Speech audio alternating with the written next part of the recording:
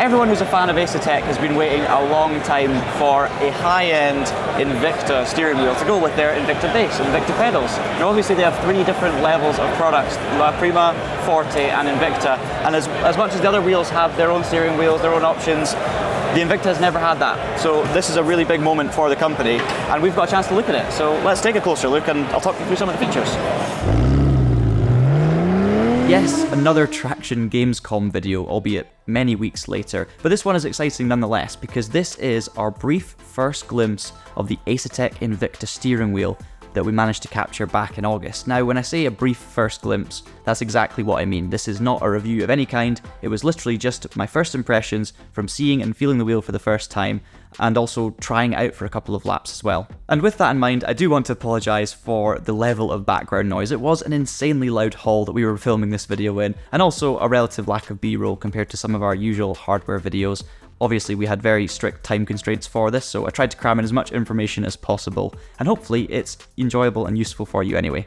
So let's start with a closer look at exactly what's on offer.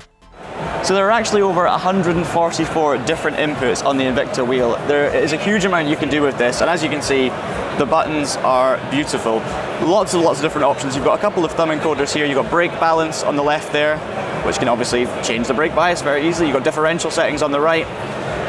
A number of nice looking buttons. There's a little bit of a, I don't know if you call it border on the outside to protect it, so essentially it's going to be difficult to accidentally press these buttons as you're going, and they've all got different descriptions as well.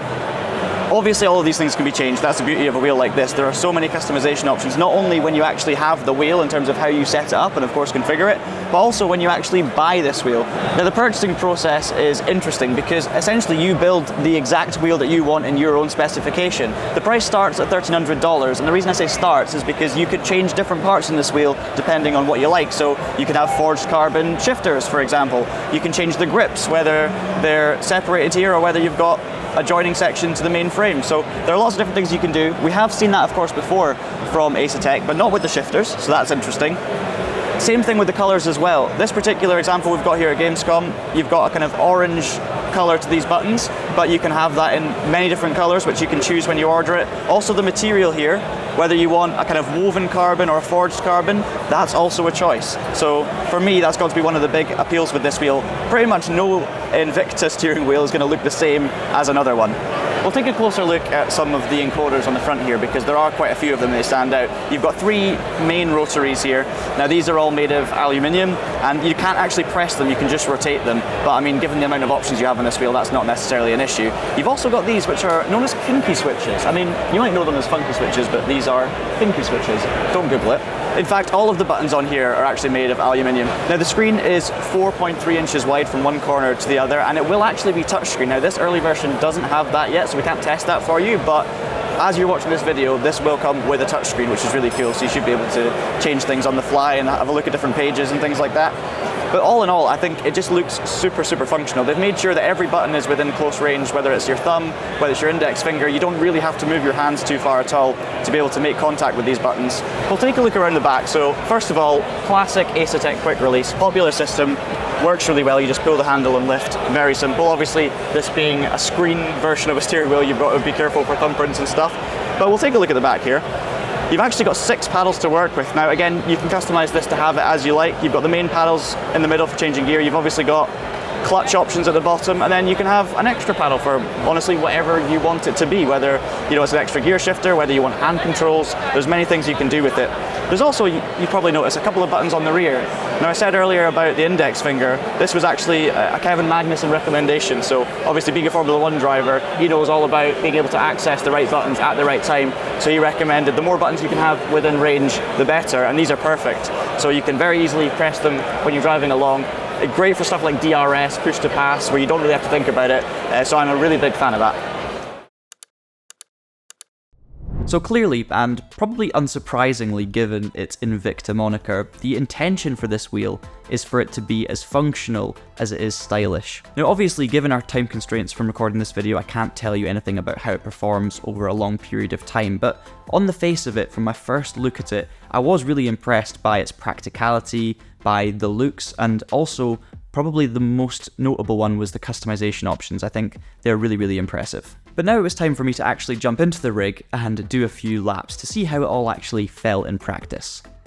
So we're out on circuit now, and in terms of the actual construction, it's made from a solid billet block, but it's actually got a 4mm carbon face on it as well, so lots of nice materials involved, making this obviously the premium product that it should be, and in my eyes on this short look is.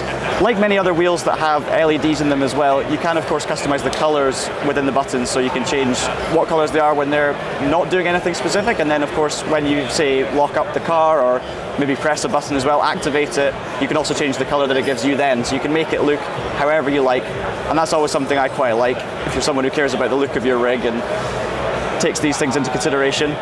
I also love the fact that there's this kind of gyroscopic element to the screen as well, so you can actually still see what gear you're in even when you're turning around a corner. Just the gear indicator tells you exactly what gear you're in, and it stays completely flat whilst the rest of the screen rotates. It's interesting that quite a few manufacturers are going down the gyroscopic route recently. It's obviously in at the moment, and I like it, it's funky. I should also mention as well, as much as the main rotaries rotate and don't press, the, well, funky switches, as you might know them, do. So you can actually twist them but also press them down, and you can obviously move them left, right, up and down as well, which is always handy when you're running through menus and things like this. There's just so much you can do with this while you're out on circuit, and obviously the main thing when you're driving as well, beyond all of the fancy customization, all of the button options, is just the feel of this wheel. And so far so good on that front, I have to say. You can have suede grips, but this one has a kind of silicone rubber, very similar to what you'll know already if you have a Forte wheel. And yep, they feel great. I love the molding on them. It feels like it actually is designed perfectly to fit your hand, and obviously it's not been specifically made for my hand, but it feels like it has, which is, you know, all you can really ask for. There's a lovely place to lay your thumb, and it's all very, very comfortable.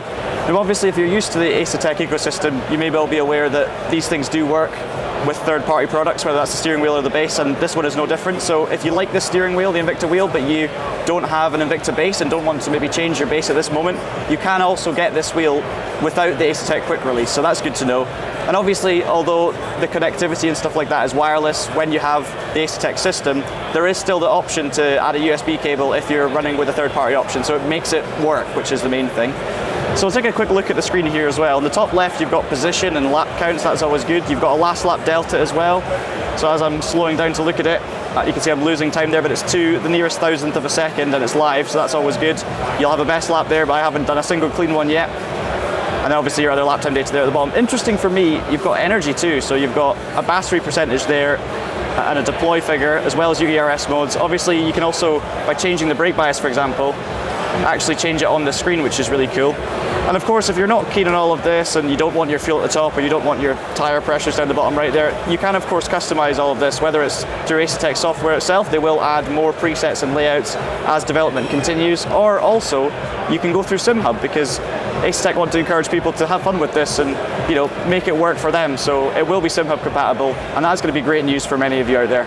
Now the good news for those of you who are watching this video and fancy placing an order on one of these, the release date is actually today. So go and knock yourself out. Please do leave this video a like if you've enjoyed it or found it informative, and of course subscribe to the Traxion channel if you want to see more hardware first impressions or reviews, or you just like racing games and want to see anything related to the genre of racing games, because we will definitely have you covered on that front. Until next time, thank you so much for watching and have a great day.